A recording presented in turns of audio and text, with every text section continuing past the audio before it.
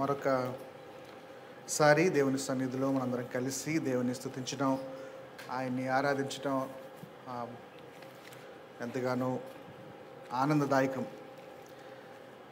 అలాగే దేవుని వాక్యాన్ని కూడా మనం ధ్యానం చేసుకోవడానికి చక్కటి అవకాశం మన దేవుడు మనకిచ్చాడు. అందును బట్టి దేవునికి వందనాలు తెలియజేస్తూ వచ్చిన ప్రతి ఒక్కరికి మా యొక్క శుభాలు, అలాగే ఆన్లైన్లో వీక్షిస్తున్న ప్రతి ఒక్కరికి కూడా మా యొక్క శుభాలు తెలియజేస్తున్నాం. And can you reduce the monitor volume please. Bible గ్రంథంలో మనం కొన్ని ప్రాముఖ్యమైన విషయాలు ఈరోజు ధ్యానం చేసుకుందాం. ఫిలిప్పీలు రాసిన పత్రిక 4వ అధ్యాయంలో పౌలు భక్తుడు ఫిలిప్పీ సంఘానికి రాస్తూ కొన్ని మాటల్ని మనం చూద్దాం.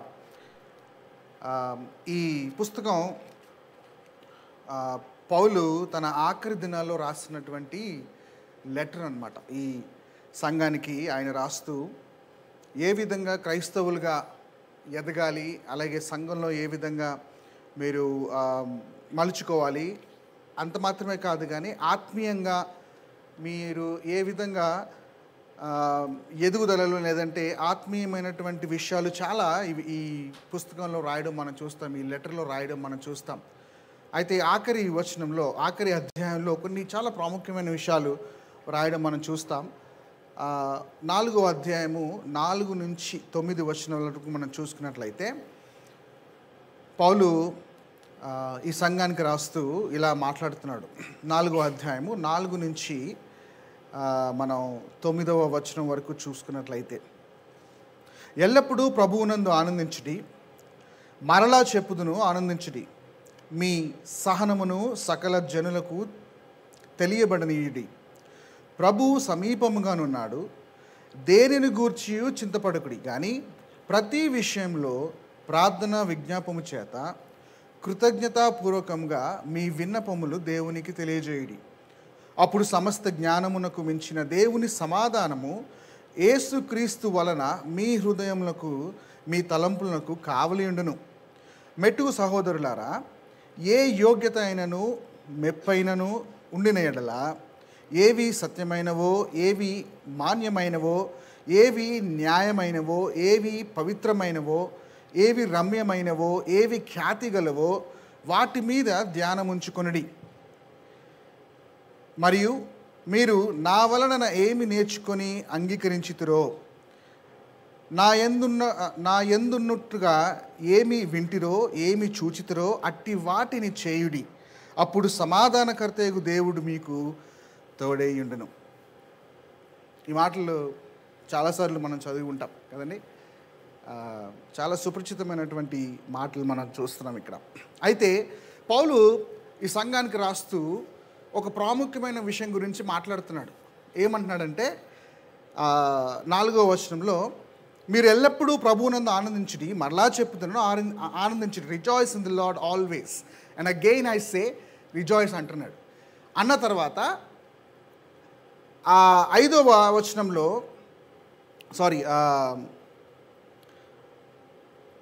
5వ వచనంలో, మీ సహనమును సకల జనులకు తెలియనియుడి, ప్రభు సమీపంగా ఉన్నాడు. 6వ వచనంలో ఏమంటున్నాడంటే, దేనిని గూర్చి చింతింపకుడి అంటున్నాడు.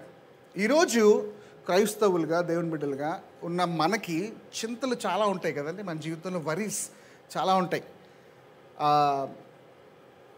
కొద్ది నిమిషాలు మనం ఈ వరీస్ గురించి మనం మాట్లాడుకుందాం. చాలా చింతిస్తూ ఉంటారు చాలామంది. అంటే ఎందుకు చింతిస్తున్నారో కూడా కారణం తెలియకుండానే ఒక కైండ్ ఆఫ్ డిప్రెషన్లో ఉండిపోతూ ఉంటారు. కొన్ని వేరు కారణాల వల్ల కూడా చాలా యాంగ్జైటీకి లోన్ అయిపోయి డిప్రెషన్లో ఉండి చింతకు లోన్ అవుతూ ఉన్నారనమాట. ఈరోజు ప్రసంగం యొక్క అంశం ఏంటంటే చింతకు మందు. బాగుంది కదా. మన జీవితంలో, మీ జీవితంలో మీరు ఎప్పుడైనా చింతపడుతున్నప్పుడు దానికి విరుగుడు ఏంటో ఈ వచనాల్లో మనం చూస్తాం. ఒత్తిడి, చింత చాలా ప్రమాదకరమైంది. అలాగే మనలో ఉన్న ఆనందాన్ని హరింప చేస్తుంది అనమాట. మనలో ఆ చింత ఎప్పుడైతే ఉందో ఆనందాన్ని దూరం చేస్తుంది. ఒత్తిడి వల్ల మన జీవితాల్లో ఉన్న ఆశను కూడా కోల్పోతాం కొన్నిసార్లు, ఎక్కువ ఒత్తిడికి లోనై చింతకు లోనైతే. అలాగే దేవుని పైన ఉన్న నిరీక్షణను కోల్పోతాం, ఆనందం లేకుండా జీవిస్తాం అన్నమాట at the end of the day, ఎప్పుడు చింత మన జీవితంలో ఉంటే. అందుకే అంటాడు కదా, దేనిని గూర్చి చింతింపకుడి. 4 ప్రాముఖ్యమైన విషయాలు చెప్పాడు. మొదటిగా ఏ విషయంలో కూడా చింతపడకూడదు అనే విషయాన్ని గుర్తు చేస్తున్నాడు పౌలు. Worry about nothing. ఏ విషయంలో కూడా మీరు చింతపడకుడి. ఎందుకు అనంటే, మనం ప్రతి విషయానికి చింతిస్తాం కాబట్టి, ప్రతి విషయం గురించి ఎక్కువగా ఆలోచిస్తాం కాబట్టి, ప్రతి చిన్న విషయాన్ని కూడా ఎక్కువగా యాంగ్జైటీకి లోనైపోయి నాకు ఏం జరుగుతుందో, లేదంటే నా భవిష్యత్తు ఎలా ఉండబోతుందో అనే విషయాల్లో చింతపడుతూ ఉంటాం అన్నమాట. అందుకే అంటాడు, ఏ విషయంలో కూడా చింతించద్దు. స్మిత్సోనియన్ అనే ఒక మ్యాగజిన్లో ఒక సర్వేలో చింతలు 2 రకాలుగా ఉంటాయి అనే విషయాన్ని గుర్తించారు. Worries, we have 2 kinds of worries. ఒకటి మ్యాక్రో వరీస్, పెద్ద విషయాల్లో చింతిస్తుంటాం. ఎలాంటి విషయాలు అనంటే, యుద్ధాల గురించి, భూకంపాల గురించి, లేదంటే సృష్టిలో జరిగే విషయాల గురించి, ప్రపంచంలో జరిగే పెద్ద పెద్ద విషయాల గురించి చింతిస్తూ ఉంటాం. అలాగే మైక్రో వరీస్, ఇవేంటంటే పర్సనల్గా మన వ్యక్తిగత జీవితాల్లో ఆందోళన చెందుతూ ఏం జరుగుతుందో, ఏం జరగబోతుందో అనే విషయాల గురించి కూడా మనం చింతిస్తూ ఉంటాం అన్నమాట.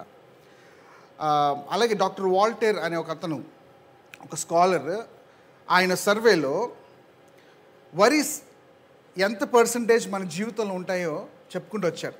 మన జీవితంలో 40% చింతలు, 40% ఒత్తిడి ఎప్పటికీ జరగవంట.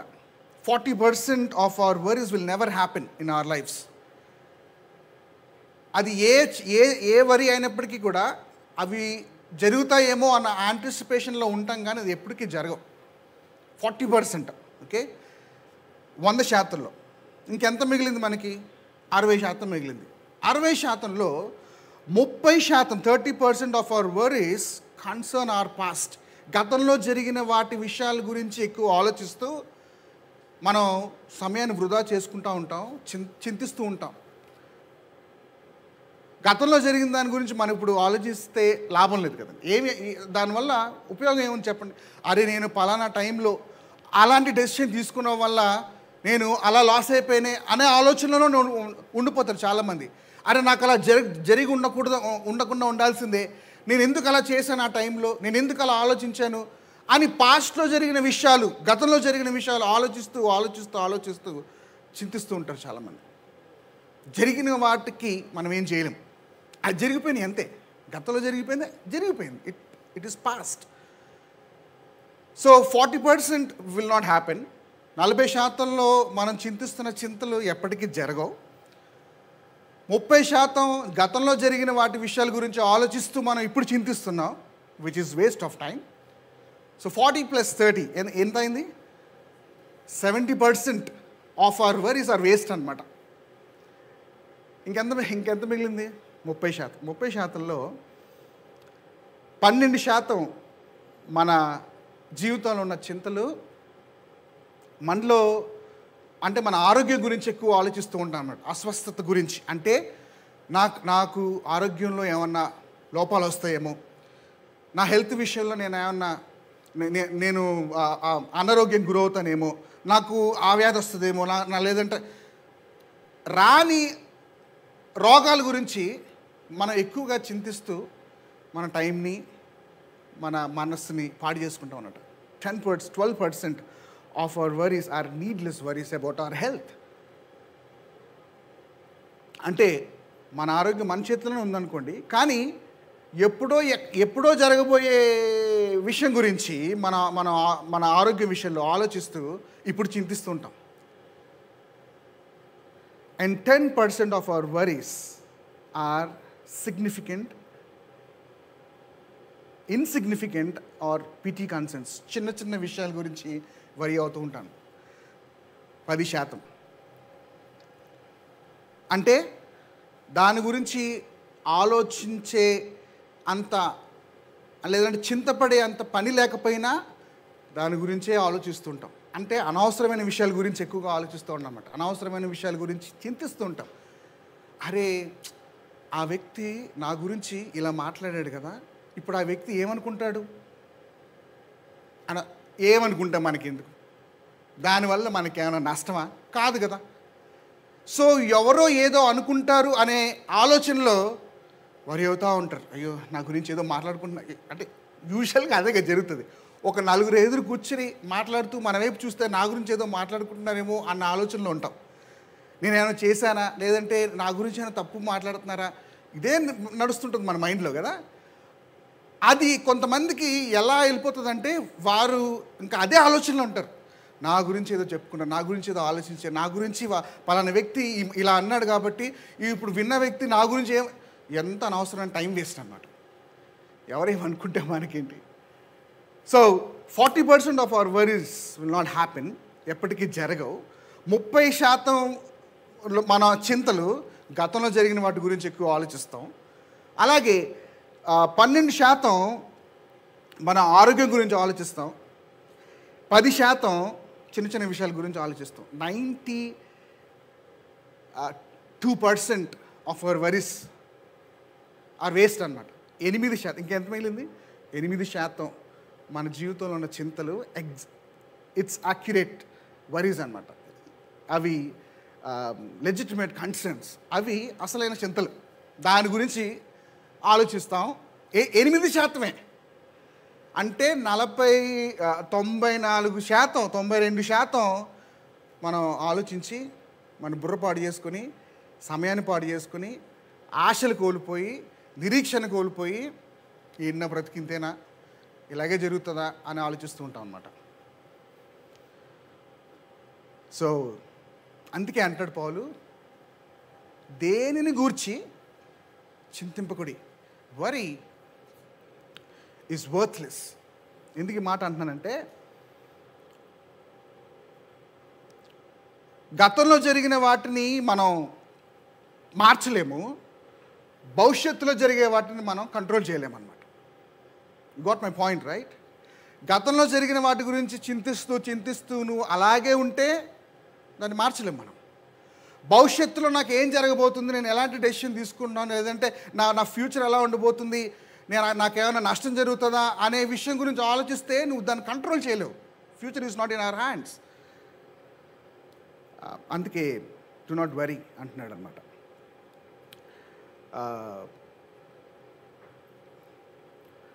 మత్తయి సువార్త 6వ అధ్యాయము 25 నుంచి 27 వచనాలు మనం చూసుకున్నట్లయితే యేసుక్రీస్తు ప్రభువు అక్కడ ఒక మాట మాట్లాడుతున్నారు. మత్తయి సువార్త 6వ అధ్యాయము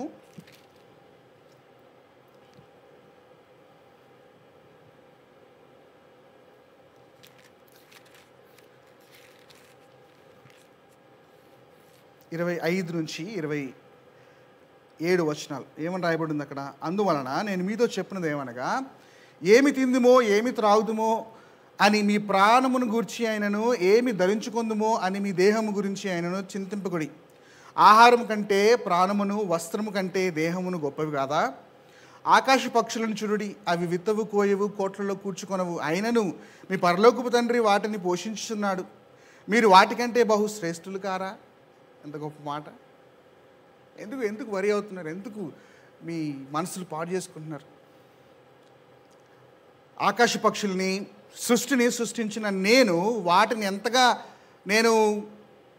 కేర్ తీసుకుంటున్నానో వాటికన్నా మీరు శ్రేష్ఠులు కారా? మనుషులు, మానవులు, నేను సృష్టించిన సృష్టి.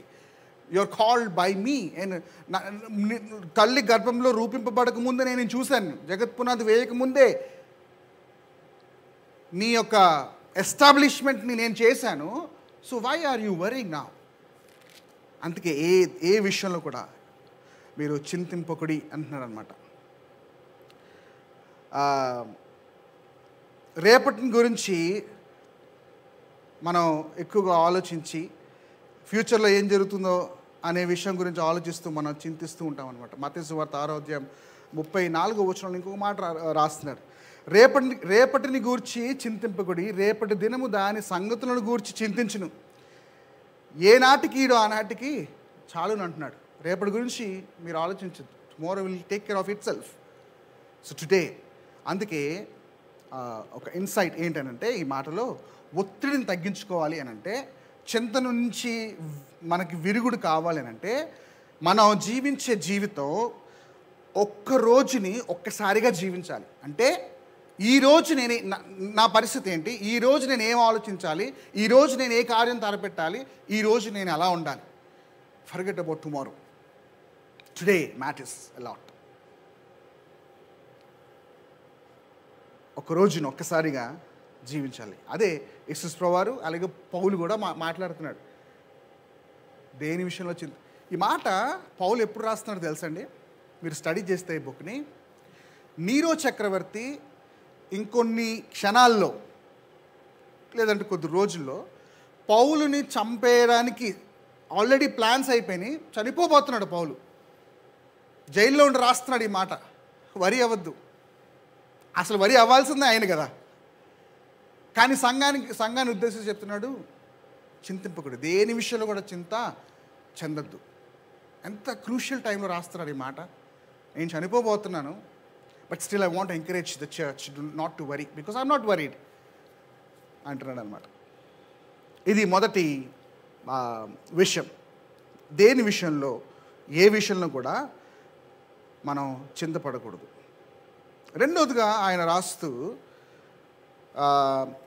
మనం ఫిలిప్పీ రాసిన పత్రికలోకి వెళ్ళిపోదాం. రెండో విషయాన్ని రాస్తూ ఆయన దేనిని గురించి చింతింపుకుడి కానీ ప్రతి విషయంలో ప్రార్థన విజ్ఞాపము చేత అంటున్నాడు అనమాట.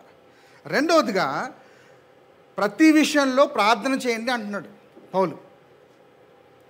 సో ఇప్పుడు నేను చింతపడకూడదు, చింతపడకుండా ఏం చేయాలి అని అంటే ప్రతి విషయంలో ప్రార్థన చేయి, భయపడకు, డు నాట్ పానిక్, ప్రే, ప్రార్థన చేయి. ఎందుకు ప్రార్థన చేయమని పౌలు అంటున్నాడు అని అంటే, మన జీవితంలో ఎక్కువగా చింతిస్తూ ఉన్న ఆ సమయం ఆక్యుపై చేస్తుంది మన మైండ్ని కదా. మనం వరిగా ఉంటే ఏం చేయబుద్ధి కాదు, ఏం ఆలోచించబుద్ధి కాదు, ఏ పని సరిగ్గా చేయబుద్ధి కాదు. అసలు ఏ పని చేయనప్పుడు ప్రార్థన ఎలా చేస్తాం మనం? అందుకే పౌలు అంటాడు, ఫస్ట్ నీ మైండ్లో ఉన్న వరీస్ని తీసేయి. ఆ క్యాల్కులేషన్ మీరు గుర్తుపెట్టుకోండి. 40% ఎప్పటికీ జరగవు మన జీవితంలో. 30% గతంలో జరిగిన వాటి గురించి ఆలోచిస్తున్నాం, వేస్ట్. 10% నీ ఆరోగ్యం గురించి ఆలోచిస్తున్నాం, తీసివేసేయి. 12% అనవసరమైన విషయాల గురించి టైం వేస్ట్ చేస్తున్నాం, తీసేయి. ఇప్పుడు మన మైండ్లో ఇవన్నీ తీసేసిన తర్వాత చాలా టైం ఉంటుంది, మనకి చాలా గ్యాప్ ఉంటుంది కదా, ఆ వాక్యూమ్ క్రియేట్ అవుతుంది. సో ఆ టైంలో చింతించకుండా దేవుని సన్నిధిలో ప్రార్థన చేయి.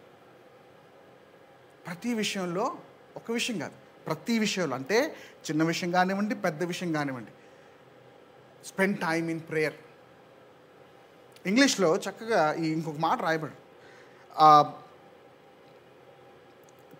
సబ్మిట్ యువర్ పిటిషన్స్ అంటున్నాడు. అంటే ప్రతి విషయంలో నువ్వు in everything by prayer and petition give thanks అంటున్నాడు. పిటిషన్ అన్న మాట కనుక మనం చూస్తే, పిటిషన్ ఎప్పుడు పెడతాం, ఎక్కడ పెడతారు అని అంటే, ఫర్ ఎగ్జాంపుల్ మనం పిటిషన్ పెట్టుకోవాలి ఎవరికన్నా మినిస్టర్ కానీ అంటే, we write what we need కదా, ఎవ్రీ డీటెయిల్స్ రాస్తూ ఉంటాం మనం ఎవరికన్నా మనం పిటిషన్ పెట్టుకోవాలంటే. సో దేవునికి మనం పిటిషన్ పెట్టుకోవాలనంటే దేవుడు అంటాడు, నీకేం కావాలో నన్ను అడుగు, నేను ఇస్తా. అడగమంటే మనం చాలామంది చేసే ప్రార్థనలు చాలా జనరిక్గా ఉంటాయి. అంటే ప్రభువా నన్ను ఆశీర్వదించు. ఏం ఆశీర్వదించాలి, ఏం కావాలి నీకు? ఫస్ట్ ఆఫ్ ఆల్ అడుగుడి మీకు ఇవ్వబడిన అంటున్నాడు కదా. ఇంకొక తెలుగు సామెతలు అడగందే అమ్మ కూడా అన్నం పెట్టదు. So we need to ask God what we need. So దేవుని సన్నిధిలో మనం ప్రతీదీ అడిగినట్లయితే మనకేం కావాలో దేవుడు అడగమంటున్నాడు.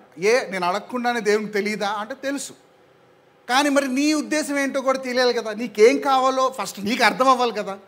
అందుకని ప్రతి విషయంలో ప్రార్థన చేయండి అంటున్నాడు. కానీ చాలా వేగ్గా ప్రార్థన చేస్తాం, చాలా జనరల్గా ప్రార్థన చేస్తాం కొన్నిసార్లు. అలాగే ప్రార్థన ఎలా చేయకూడదు కూడా యేసుక్రీస్తు ప్రభువారు తన శిష్యులతో మాట్లాడుతూ మత్తయి సువార్త 6వ అధ్యాయం 7వ వచనంలో ఈ మాట అంటున్నాడు. మత్తయి సువార్త 6వ అధ్యాయం 7వ వచనంలో, మరియు మీరు ప్రార్థన చేయనప్పుడు, చాలా జాగ్రత్తగా వినండి, మీరు ప్రార్థన చేయనప్పుడు అన్యజనుల వలె వ్యర్థమైన మాటలు వచింపవద్దు. అన్యజనుల వలె వ్యర్థమైన మాటలు వచింపవద్దు. అన్యజనులు వ్యర్థంగా మాట్లాడతారు, అలా ప్రార్థన చేయొద్దు.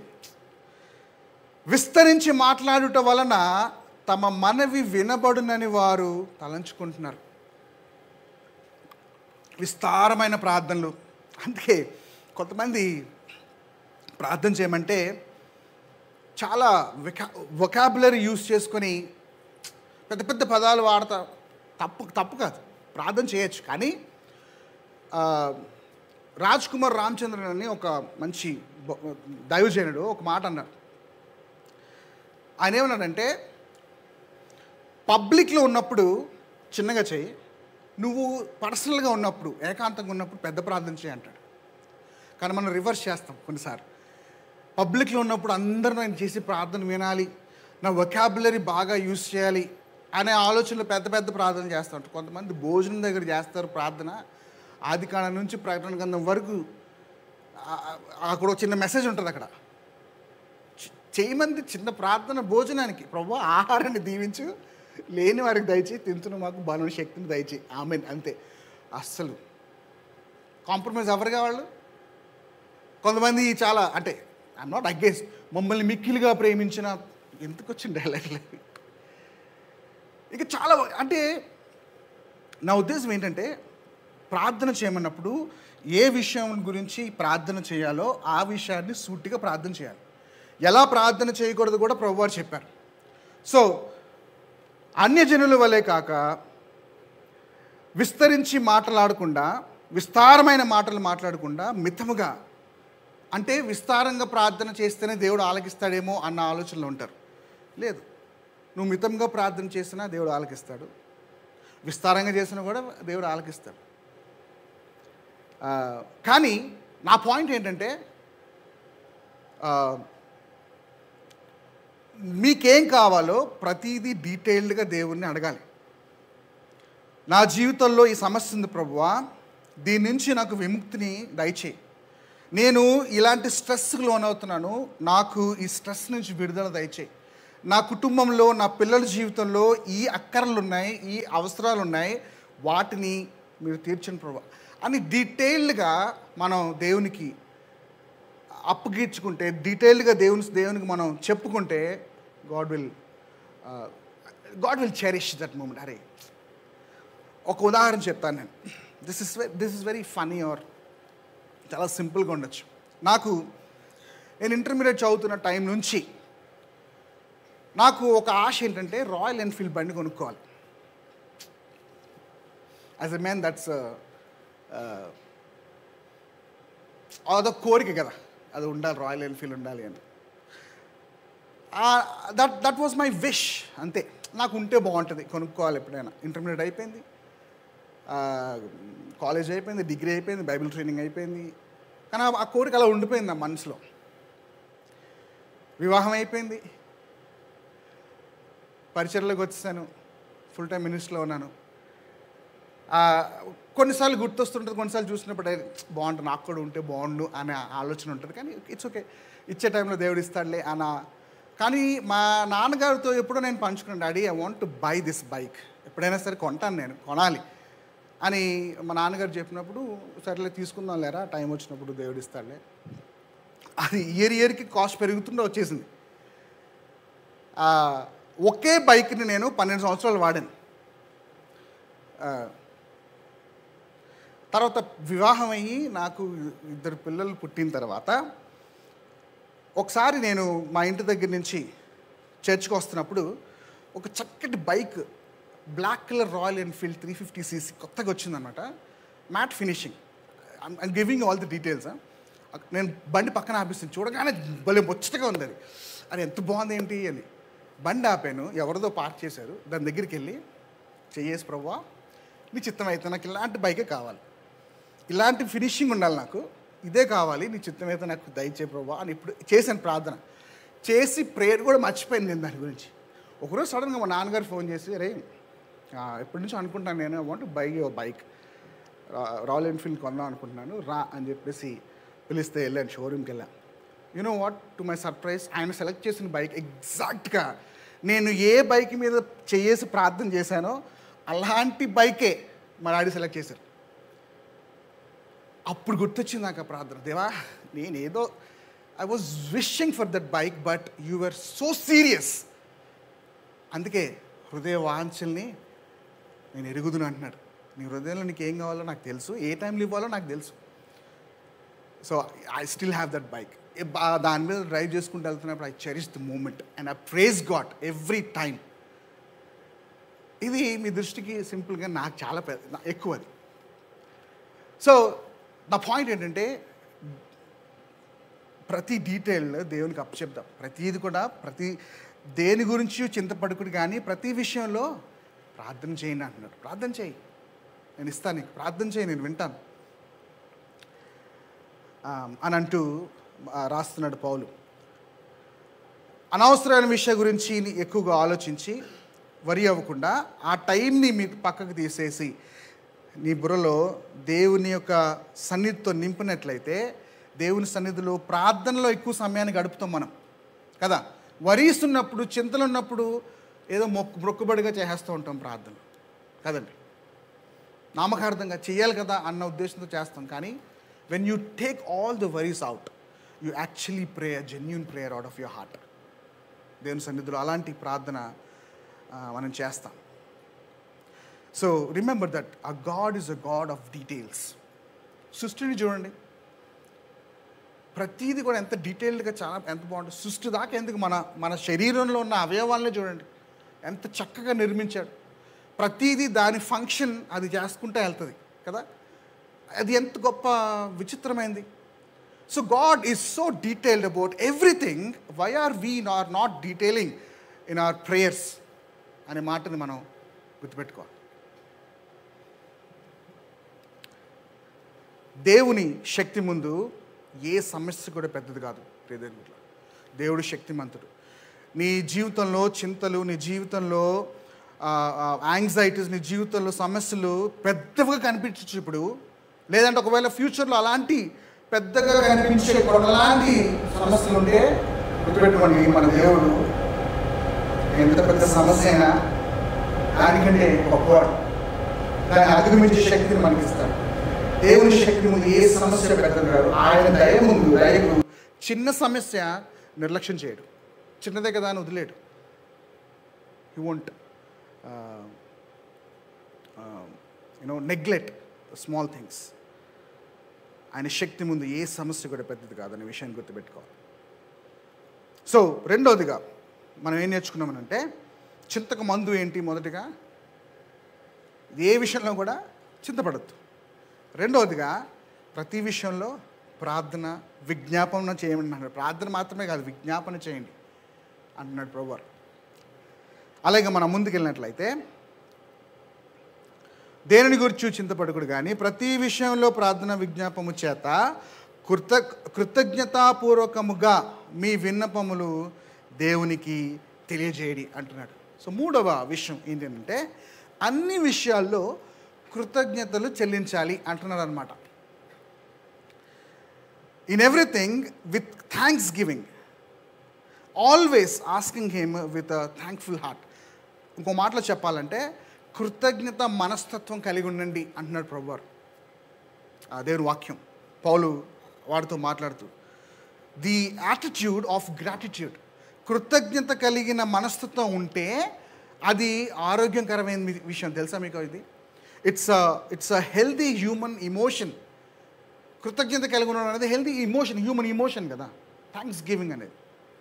So we should always have the attitude of gratitude, having a grateful heart, being thankful to all the things what God has done in our lives. దేవుడు మన జీవితంలో చేసిన విషయాల్ని జ్ఞాపకం ఉంచుకుంటూ కృతజ్ఞత కలిగి ఉండండి అని చెప్తున్నాడు అనమాట. మనం మన జీవితంలో చింత గురించి ఆలోచన తీసివేసి దేవుని సన్నిధిలో ప్రార్థనలో గడిపితే మీకు ఇలాంటి ఎక్స్పీరియన్స్ ఉందో తెలియదు, కానీ ఇది ఒకసారి ఒకవేళ లేకపోతే ఎక్సర్సైజ్ చేయండి. దేవుని సన్నిధిలో మోకరించి ప్రార్థన చేసి మన జీవితంలో, నీ జీవితంలో దేవుడు చేసిన విషయాలు ఒక్కసారి లిస్ట్ అవుట్ చేద్దాం. టైం సరిపోదు మనకి ఆయనకి కృతజ్ఞతలు చెప్పడం. కానీ బాధాకర విషయం ఏంటంటే, ungrateful people also ten to be unhappy people. కృతజ్ఞత లేని జీవితాలలో సంతోషం ఉండదు. ఎందుకు ఉండదు చెప్తాను నేను. ఫర్ ఎగ్జాంపుల్, ఒక విషయం గురించి ప్రార్థన చేస్తున్నాను, అంటే మీరు కాదనుకోండి, ఒక వ్యక్తి ప్రార్థన చేస్తున్నాడు. ప్రభువా, నా జీవితంలో నేను ఇలాంటి ఆశీర్వాదం నాకు కావాలి, అలాంటి ఆశీర్వాదం కోసం నేను ప్రార్థన చేస్తున్నాను, ఇప్పుడు ఉపవాసం ఉండి నాకు దయచే ప్రభువా అని ప్రార్థన చేస్తున్నాడు. సరే, దేవుడు ఒక టైంలో అలాంటి ఆశీర్వాదాన్ని ఇచ్చాడు. ఒక పొజిషన్ కావాలని అంటే ఆ పొజిషన్ ఇచ్చాడు దేవుడు. ఇచ్చిన తర్వాత ఇచ్చిన పొజిషన్ గురించి ఆలోచించకుండా దాంట్లో లోపాలను వెతుకుతూ ఉంటాడు. అరే, నేను అడిగాను కానీ ఇది కాదు, నేను ఇలా నా నా నా మైండ్లో, నా మనసులో నేను వేరేలా అనుకున్నాను, కానీ ఇది ఇవ్వడమే ఎక్కువ అక్కడ కదా. చాలామంది చేసే పొరపాటు అదే. దేవుడిచ్చే ఆశీర్వాదాల్లో లోపాలను వెతుకుతూ ఉంటాడు, కృతజ్ఞత కలిగిన జీవితం ఉండదు, అసంతృప్తితో ఉంటాడు ఎప్పుడు. They are always dissatisfied of what they get. కానీ అలాంటి మనసు ఉండకుండా ప్రతి విషయంలో కృతజ్ఞత స్తుతులు ఎందుకు చెల్లించాలనంటే, మన జీవితంలో ఒకసారి మనం ఇందాక నేను చెప్పినట్టుగా కూర్చొని మనం పుట్టినప్పటి నుంచి ఇప్పటి వరకు దేవుడు మన జీవితంలో చేసిన అనేకమైన కార్యాన్ని లిస్ట్ అవుట్ చేస్తే అసలు ఆ టైమే సరిపోతుంది మనకి దేవునికి కృతజ్ఞత చెల్లించడం. అంతే కదండి. అర్హులం కానప్పటికీ దేవుడు మనల్ని ప్రేమిస్తున్నాడు. నీ జీవితంలో ఒక్కసారి ఆలోచిస్తే అసలు నువ్వు డిజర్వ్ కూడా చేయవు దాన్ని, కానీ దేవుడు నీకు ఇవ్వలేదా? నిన్ను ఆశీర్వదించలేదా? నీకు కావాల్సింది ఆ టైంకి ఇవ్వలేదా? ఇచ్చారు కదా. కానీ చాలామంది అసంతృప్తితోటి డిప్రెస్ అయిపోతూ ఉంటారు. అరే, నాకు ఇంకా ఏదో కావాలి. పోనీ ఇచ్చిన దాంట్లో సంతృప్తి పడతాడా అంటే లేదు. అది వచ్చిన తర్వాత, వారి జీవితంలో ఆశీర్వాదం పొందిన తర్వాత ఇంకా పైకి వెళ్ళాలి, ఇది కాదు, ఇంకొక మెట్టు చూడాలి. అసలు ఇచ్చిన దాన్ని ఆనందించవు, ఇచ్చిన దాంతో సంతృప్తి పడవు, ఇచ్చిన దాన్ని అనుభవించవు, కానీ వేరేది కోరుకుంటూ ఉంటాం. సాటిస్ఫాక్షన్ ఉండదు మనకి క్రైస్తవులుగా. అందుకే అంటాడు, ఆల్వేస్ బీ థ్యాంక్ఫుల్. మొదటి తెస్సలోనికీయులకు రాసిన పత్రిక 5వ అధ్యాయము 18వ వచనంలో ఇంకో మాట రాయబడుతున్నాడు పౌలు ఈ సంఘానికి చెప్తూ, ఎడతెగక ప్రార్థన చేయడి. మొదటి తెస్సలోనికీయులకు రాసిన పత్రిక 5వ అధ్యాయము 16వ వచనం, ప్రతి విషయమందు కృతజ్ఞతాస్తుతులు చెల్లించుట. ఎందుకు చెల్లించాలంటే, ఇలాగు చేయుట యేసుక్రీస్తునందు మీ విషయంలో దేవుని చిత్తం. కృతజ్ఞత కలిగిన హృదయాలు ఎందుకు ఉండాలంటే అది దేవుని చిత్తం, దేవుని చిత్తమై ఉంది. So never be at a state of ungrateful heart. Always have an attitude of gratitude. అలాగే ఇంకొక ఉదాహరణ చెప్పాలంటే, యేసు ప్రభువు వారు ఒకసారి తన దగ్గరికి 10 మంది కుష్ఠరోగులు వచ్చి, ప్రభువా నన్ను బాగు చేయి అని అడిగినప్పుడు అక్కడ ఒక చమత్కారమైన సంఘటన జరుగుతుంది కదా. అసలు ముట్టుకోరు. మీరు వెళ్ళి మీ ప్రదేశానికి వెళ్ళండి, పరిసయ్యులకి శాస్త్రులకి మీరు మీ ఇంట్లో వాళ్ళకి మిమ్మల్ని మీరు చూపించుకోండి, మీరు స్వస్థతను ఉంటారంటే ఆ 10 మంది యేసు ప్రభువు వారు చెప్పిన మాటను విశ్వసించి బయలుదేరుతారు. ఎంత దూరం వెళ్ళారో మనకు తెలియదు, కానీ వెళ్ళిన తర్వాత దారిలోనే స్వస్థత పొందడం మనం చదువుతాం. కానీ ఒక్కడే వస్తాడు వెనక్కి. 9 మంది వెళ్ళిపోతారు, కానీ ఎంత దూరం వెళ్ళారో మనకి అక్కడ తెలియదు, కానీ చాలా దూరం వెళ్ళి ఉండొచ్చు కదా. మళ్ళీ తిరిగి ప్రభువారి దగ్గరికి వచ్చిన తర్వాత, అరే నేను స్వస్థత పొందాను, నన్ను నేను కనపరుచుకుంటాను ప్రభువారికి అన్నప్పుడు ఆయన దగ్గరికి వచ్చినప్పుడు ఆయన ఆ యొక్క కుష్ఠరోగిని చూసి సంతోషపడి ఓ మాట అంటాడు, మీరు 10 మంది వచ్చారు కదా, మిగతా 9 మంది ఎక్కడున్నారు? దేవునికి కృతజ్ఞతాస్తుతులు చెల్లించడానికి వాళ్ళు ఎందుకు రాలేదు? నువ్వు ఒక్కడవే వచ్చి, ఈ ఒక్క అన్యజనుడే వచ్చాడు అంటాడు, చూసారా ఆ మాట. అప్పుడు అంటాడు, నీ విశ్వాసం నిన్ను స్వస్థపరిచింది. So my point is, God expects us to be thankful to him. దేవుడు మన జీవితంలో చేసిన కార్యాలకి ఆయనకి కృతజ్ఞత కలిగిన హృదయాలు అంటే చాలా ఇష్టం ఆయనకి. అందుకే అంటాడు, ప్రతి విషయంలో కృతజ్ఞతాస్తుతులు చెల్లించడి, ఇలాగు చేయుట అది దేవుని చిత్తం అని అంటున్నాడు అనమాట. It's the will of God, దేవుని చిత్తం. ప్రతి విషయంలో అంటే బాధ, సంతోషం వచ్చినా, ఆనందం వచ్చినా, ఆశీర్వాదాలు వచ్చినా, అలాగే దుఃఖంలో ఉన్నా, when we endure the pain, give thanks to God. ఆ సమస్య ఎందుకు వచ్చిందో, ఆ పెయిన్ నీ జీవితంలో ఎందుకు పెట్టాడో దేవుని చిత్తం కాబట్టి దాని నుంచి ఒక పాఠాన్ని నేర్పిస్తాడు అనే విషయాన్ని గుర్తుపెట్టుకోవాలి. అయితే దేవుని వైపు తిరగడానికి, లేదంటే దేవుని వైపు ఎప్పుడు చూస్తాము అనడానికి ఒక illustration I always share this ఈ టాపిక్ వచ్చినప్పుడు. అది ఒకవేళ మీరు గుర్తుంటే మళ్ళీ ఒకసారి నేను రిమైండ్ చేస్తాను. ఒకసారి ఒక బిల్డింగ్ కన్స్ట్రక్షన్ జరుగుతుందన్నమాట. బిల్డింగ్ కన్స్ట్రక్షన్ జరుగుతున్నప్పుడు 5వ అంతస్తులో ఆ బిల్డింగ్ కట్టే మెయిన్ మేస్త్రి ఉన్నాడు అనమాట. కింద పనోడు పని చేసుకుంటున్నాడు, ఏదో పని. పైనుంచి అంటే చుట్టూ చాలా సౌండ్ వస్తుంది, పైనుంచి పిలుస్తున్నాడు, గట్టిగా అరుస్తున్నాడు, పేరు పెంచి పిలుస్తున్నాడు, కానీ వినపట్లే సౌండ్. కింద పనోడు పని చేసుకుంటా ఉన్నాడు. అరే నా పిలుపు వినపట్లేదు ఏంటి అని ఒక ఆలోచన వచ్చింది. జోబులో నుంచి ఒక 500 రూపీస్ నోట్ తీసి దాన్ని రౌండ్గా చుట్టి, అంటే కొంచెం గట్టిగా అయ్యేలాగా చుట్టి, ఇది వేద్దాం అని చెప్పేసి కరెక్ట్గా గురిపెట్టి పైనుంచి వేస్తే అది గాలికి అలా అలా అలా అలా అలా వాడి పక్కన పడింది, వాడి మీద పడుకుంది. వాడి పక్కన పడిన తర్వాత కాసేపు నువ్వు చూసుకున్నారు, ఏంటిది కొంచెం డబ్బులు ఉన్నాయని తీసి ఆ ఫోల్డ్ తీస్తే 500 రూపీస్ నోట్. అరే 500 దొరికింది నాకు, ఈరోజు కూల్ దొరికేసింది నాకు అని చెప్పేసి తీసుకుని జోలో పెట్టుకుంటున్నాడు, పని చేసుకుంటున్నాడు. అది ఎక్కడి నుంచి పడిందో తెలియట్లేదు, చూడలే. పైన మేస్త్రికి అర్థం కాదు, ఏంటి జోలో పెట్టుకున్నాడు ఏంటి నా 500 రూపీస్ అని చెప్పేసి అది మళ్ళీ ఆలోచించాడు. మళ్ళీ గట్టిగా పిలుస్తున్నాడు, పలకట్లే, వినపట్లే. సరే మళ్ళీ కష్టంగా ఇంకో జోబులో నుంచి ఇంకో నోట్ తీస్తాడు. సరే ఇంకొక నోట్, లాస్ట్ నోట్ ఇది అని ఇంకొక 500 రూపీస్ నోట్ తీసి మళ్ళీ అలాగే గట్టిగా చుట్టి ఈసారి కరెక్ట్గా గురి చూసుకోవడదా అని కొట్టాడు. అది అలా గాలికి పడతా ఆడు పక్కన పడింది. వాడు పట్టడం చూసి అరే ఇది ఇంకొక 500 రూపీస్ నోట్ అని తీసి జోలో పెట్టుకున్నాం, కానీ అది ఎక్కడి నుంచి పడిందో చూడట్లేదు. చాలా కోపం వచ్చింది పైన వేస్తారు, ఏంటి వీడు చూసి కూడా ఎందుకు పైకి చూడట్లేదు అని. అప్పుడు వచ్చింది ఆలోచన, ఈ ఆలోచన ముందు రావాల్సింది నాకు అనుకున్నాడు. చూశాడు చుట్టుపక్కన మంచి గుండ్రంగా ఉన్న రాయిని తీశాడు. ఇప్పుడు తీసి కనీసం ఇదన్నా తగిలితే చూస్తాడేమో అని గురిపెట్టి కొడితే ఒక్క షాట్లో తక్కువ తగిలింది ఎత్తి మీద.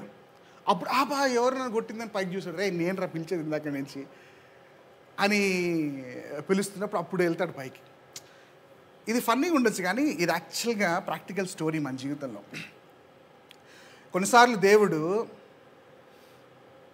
ఆశీర్వాదాలు ఇస్తూ మనకు కావాల్సినన్ని ఇస్తున్నప్పుడు కొన్నిసార్లు మనం కృతజ్ఞత చెప్పడం మర్చిపోతాం, దేవుని వైపు చూడడం మర్చిపోతాం. కానీ ఎప్పుడైతే గాయాలు అవుతాయో మన జీవితంలో, దెబ్బలు తగులుతాయో, అప్పుడు చూస్తాం, ప్రభువా నాకెందుకు ఈ సమస్య, నాకే ఎందుకు ఈ ప్రాబ్లం వచ్చింది అని అప్పుడు తిరుగుతాం దేవుని వైపు.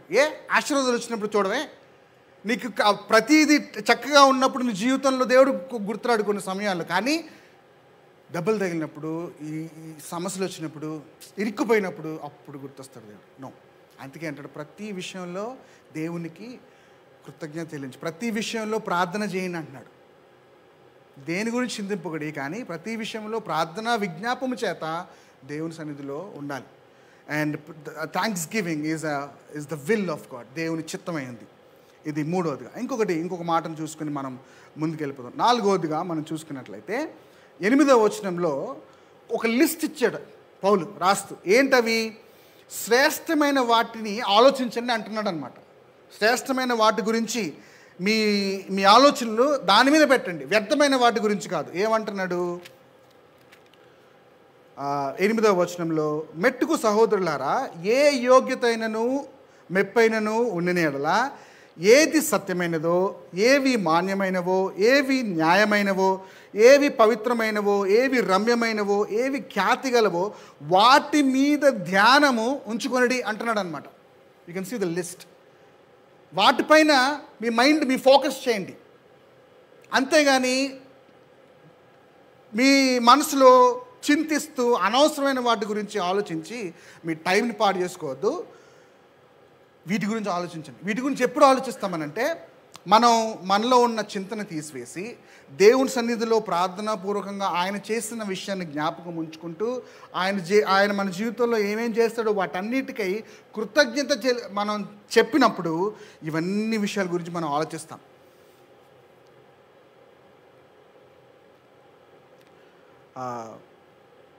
So I encourage you to think about these things. ఏవి రమ్యమైనవో, ఏవి పవిత్రమైనవో, ఏవి ఖ్యాతి గలవో వాటి మీద ధ్యానం ఉంచుకునండి, వాటి మీద మీ మనసు పెట్టండి అని అంటున్నాడు అనమాట. సో మన మనసులో ఏమి నిలుపుతామో మన జీవితంలో అదే రూపుదాలుస్తుందనే విషయాన్ని కూడా గుర్తుపెట్టుకోవాలి. మనం ఏది ఆలోచిస్తామో, దేని మీద ఎక్కువ మనసు పెట్టి ఆలోచిస్తామో ఆఖరికి మనం అదే అవుతాం. What ever I think about is what I am becoming. మనం ఏది ఆలోచిస్తామో అదే అవుతాం. దాని గురించి మన ఆలోచన, దాని గురించే మన తలంపులు ఉంటాయి. ఇవన్నీ విషయాల గురించి కనుక మనం ఆలోచించి మనం శ్రేష్టమైన వాటిని ఆలోచించి దాన్ని అనుసరించినట్లయితే అప్పుడు 7వ వచనంలో రివర్స్ చేశాను. 7వ వచనంలో ఏమంటాడు? అప్పుడు సమస్త జ్ఞానమునకు మించిన దేవుని సమాధానము యేసుక్రీస్తు వలన మీ హృదయములకు, మీ తలంపులకు కావలి. This is the result. ఇది ఫలితం. చింతకు మందు యొక్క ఫలితం అన్నమాట. ఏంటి? వరీస్ని పక్కన పెట్టేసి దేవుని సన్నిధిలో మనం ప్రార్థన విజ్ఞాపం చేసి కృతజ్ఞత కలిగిన హృదయాలతో ఉండి ఏది శ్రేష్టమైందో ఆలోచిస్తే సమస్త జ్ఞానమునకు మించిన దేవుని సమాధానం మనకు వస్తుంది. దేవుని సమాధానం. ప్రభువారు అంటారు, నేను వెళ్తున్నాను, కానీ శిష్యులతో అంటాడు, నేను మీకు శాంతిని అనుగ్రహించి వెళ్తున్నాను, ఈ శాంతి లోకం ఇచ్చినట్టుగా కాదు అంటున్నాడు ప్రభువారు. లోకంలో కూడా శాంతి ఉంటుంది, కానీ అది టెంపరీ థింగ్, అది కొద్ది కాలం మాత్రమే. కానీ నా సన్నిధిలో నేను ఇచ్చే శాంతి శాశ్వతంగా ఉంటుంది. దేవుని సమస్తమైన జ్ఞానముకు మించిన దేవుని సమాధానము యేసుక్రీస్తు వలన మీ హృదయములకు, మీ తలంపులకు కావలి ఉండును అంటున్నాడు అనమాట. So this is the promise of piece of mind that we get. మన మనసులో శాంతి ఉంటుంది. చుట్టూ ఎంత గందరగోళం జరిగినా, యుద్ధ వాతావరణంలో ఉన్నా, అస్తవ్యస్తంగా ఉన్న పరిస్థితులు, దేవుని సన్నిధిలో శాంతంగా ఉంటాం, సమాధానంగా ఉంటాం. అది దేవుడు ఇస్తాడు మనకి. దేవుని ద్వారానే వస్తుంది. లోకం ఇచ్చే శాంతి కాదండి. కానీ మనిషి లోకం ఇచ్చే శాంతి వైపే ఎక్కువగా పరిగెడతా ఉంటాడు, ప్రాకులాడుతూ ఉంటాడు. అరే పలానా పని చేస్తే నేను శాంతిగా ఉంటాను, నా జీవితంలో శాంతి వస్తుంది. పలానా మూవీ చూస్తేనో లేదంటే సిరీస్ చూస్తేనో కొద్ది సమయం నేను సంతోషంగా ఉంటాను, సమాధానంగా ఉంటాను. అలవాటుకు లోనైపోయి, బానిసలు అయిపోయి, నానా రకాలైనటువంటి అవకాశాలు లేదంటే దారులు వెతుక్కుంటూ ఉంటారు శాంతి కోసం. కానీ ఏవి శ్రేష్టమైనయో ఆలోచించి దానికి తగ్గ పనులు, కార్యాలు కనుక మనం తలంచితే దేవుని శాంతి, సమాధానం మనకు వస్తుంది. ఆఖరిగా ఫిలిప్పీయులకు రాసిన పత్రిక 4వ అధ్యాయం 9వ వచనంలో ఒక మాట అంటాడు, లోకమందున్న మీ సహోదరుల యందు ఈ విధమైన శ్రమలే నెరవేర్చునవని ఎరిగి విశ్వాసమందు స్థిరులై వానిని ఎదిరించుడి. లోకంలో మీకు శ్రమలు వస్తాయి, కానీ విశ్వాసముతో వాటిని ఎదిరించండి అంటున్నాడు అన్నమాట పౌలు ఫిలిప్పీయులకు రాసిన పత్రిక 4:9వ వచనంలో. So the peace of God will give us peace of mind and the God of peace will be with us all the time. So మీ జీవితంలో చింతలు ఉన్నాయా? తీసి పక్కన పెట్టండి. 92% వేస్ట్ మనం ఆలోచించేది,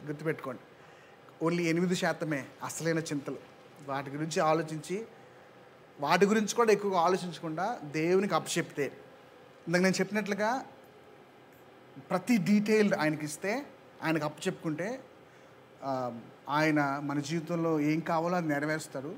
ఎలాంటి సమస్యల నుంచి అయినా విడుదలని ఇస్తాడు. But we need to ask God ప్రతి డీటెయిల్. కళ్ళు మూసుకుని ప్రార్థన చేసుకుందాం. చెప్పబడిన వాక్యం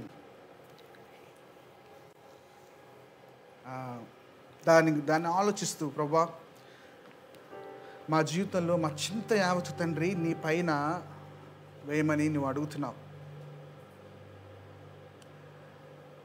భారము మోయించిన సమస్త జనులారా నా ఎద్దుకు రండి, నేను మీకు విశ్రాంతినిస్తానని నీకు వాక్యం సెలవిస్తుంది. తండ్రి మా భారాన్ని, మా స్ట్రెస్ని తండ్రి నీ మీద మోపాలని ఆశిస్తున్నామయ్యా. నా ఎద్దుకు రండి, నేను మీకు విశ్రాంతినిస్తాను. నేను సాత్వికుడను దీనుడను అని అంటున్నావయ్యా. నా యొద్ద నేర్చుకోండి అనేక మాటలు సెలవిస్తుంది. తండ్రి మరొకసారి ఉదయకాలం మీరు మాతో మాట్లాడిన విధానాన్ని బట్టి నీకు వందనాలు, స్తోత్రాలు. ఏ విషయం గురించి మా హృదయాల్లో కలత చెందుతుందో తండ్రి వాటిని నీ సన్నిధిలో పెడుతున్నామయ్యా, విడిచిపెడుతున్నాం తండ్రి. We want to stop worrying about unnecessary things in our lives. వ్యర్థమైన వాటి గురించి ఆలోచనలో ఉండి మా సమయాన్ని వృధా చేసుకుంటున్నాం. వాటిని పక్కన పెట్టి నీ సన్నిధిలో ప్రార్థన విజ్ఞాపనం చేత కృతజ్ఞత కలిగిన హృదయాలతో శ్రేష్టమైన వాటిని ఆలోచిస్తూ నీ సన్నిధిలో సమయాన్ని గడపాలని ఆశపడుతున్నాం. ఆత్మీయంగా ఎదగలనే ఆశ, తృష్ణ మాలో ఉంది ప్రభువా. Thank you Jesus, thank you Lord. కొద్ది నిమిషాలు దేవుని సన్నిధిలో ఆరాధనలో గడుపుతాం సమయాన్ని. ఒకసారి మనం ఆరాధిస్తుండగా let's think about what God has done in our lives. మన జీవితంలో ఆయన ఇప్పటివరకు చేసిన కార్యాలని ఒకసారి మనం జ్ఞాపకం చేసుకుందామా? అవసరమైన సమయంలో దేవుడు ఆదుకున్న సమయాలు, నీకు కావాల్సిన అవన్నీ కూడా సమయానికి నీ జీవితంలో ఆయన అనుగ్రహించిన విషయాలు ఒకసారి ఆలోచించి let's give thanks to Lord. దేవుని సన్నిధిలో కృతజ్ఞత కలిగిన ఆరాధన చేద్దాం మనం. Thank you Jesus. ఆకలితోనే అలమటించినప్పుడు అక్కరనెరిగి ఆదుకున్నావు.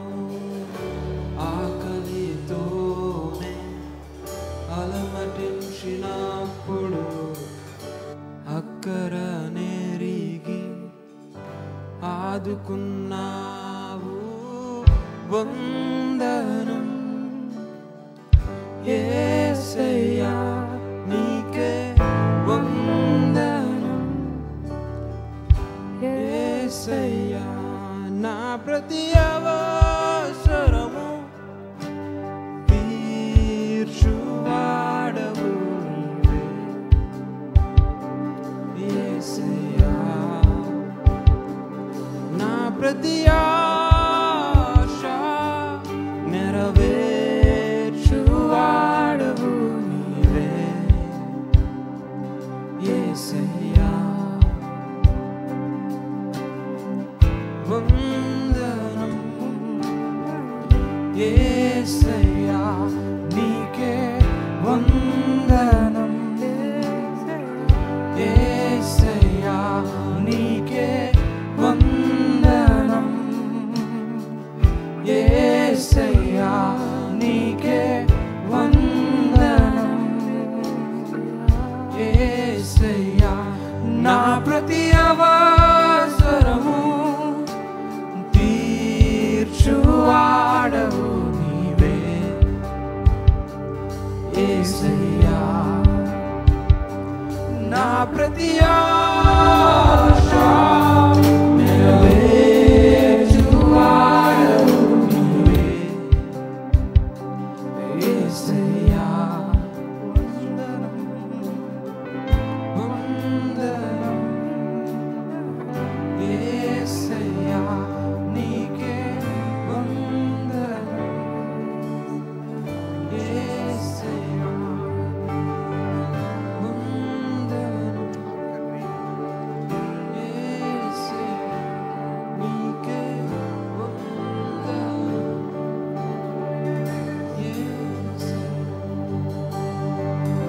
తండ్రి నీకే వందనాలయ్యా.